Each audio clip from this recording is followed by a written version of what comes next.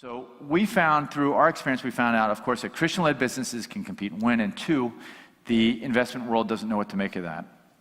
And so we endeavored to start this venture fund called Sovereign's Capital, where we invest in faith-driven entrepreneurs in Southeast Asia and the United States. And we've seen some things that I want to impart on you in the last 5 minutes that I've got. One is that almost all of our companies and their leaders are characterized by having levels of anxiety. Anxiety, as we've come to experience, it betrays a false sense of identity. And it's really challenging for those of you that are driven, that are entrepreneurs. You're growing at 20% month over month, and everybody loves you. You got an article in the paper, and your mother's bridge partner calls up and says, "Oh, I saw Johnny in the newspaper." She calls you up and says, "I'm so proud of you." Or you just closed a deal with Google, or you just closed a funding round. And everybody's like, "Congratulations." Insidiously, little by little, that becomes your identity. I'm the entrepreneur. I'm the entrepreneur that runs this company, and I've had this type of success. Until all of a sudden, you're not growing at that rate, because nobody grows at 20% month over month forever. And there can be a real anxiety in all of our lives, whether we're an entrepreneur or not, but we see it a lot in entrepreneurship. And it betrays a sense that they don't understand that at their root, they are a beloved child of God, and God doesn't need them to be successful. God just wants them.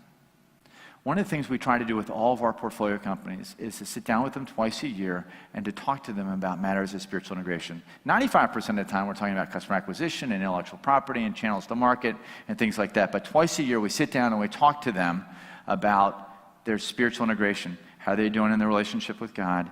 Are they a member of a small group? How do they think about the biblical message of generosity? Are they a leader in their local faith and work movement? Where is their identity? Have they steeped in the concept, in the fact that the author of the universe, with whom we'll be forever, loves us so much that he gave his only son? And do they then, once they've steeped in it and realized it and came to understand that God does not need them to be successful, because that's what plagues so many entrepreneurs, we end up finding ourselves doing God's work. We're doing God's work. And we miss an opportunity to allow God to work through us. Signs of that, we're not celebrating Sabbath. Signs of that, we have an anxiety issue.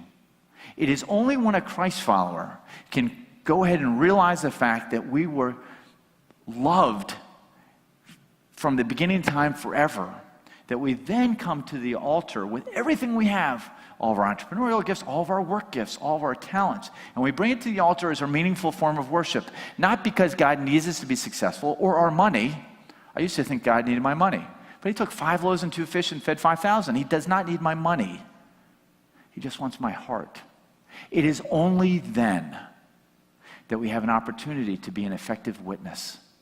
And we have an opportunity as a class from going through what the rest of the world thinks is mediocrity, because we don't have an integrity in what we do. We're Christians, we're trying to be entrepreneurs, but we don't have really integration in that, to come to this sense, and that's a lifestyle characterized by lack of integrity, anxiety, where the secular people don't have that problem. We can go ahead and pass through that only when we come to understand their identity as a beloved child of God, and that our work is a meaningful form of worship. And then we get a sense of joy, and that joy is contagious.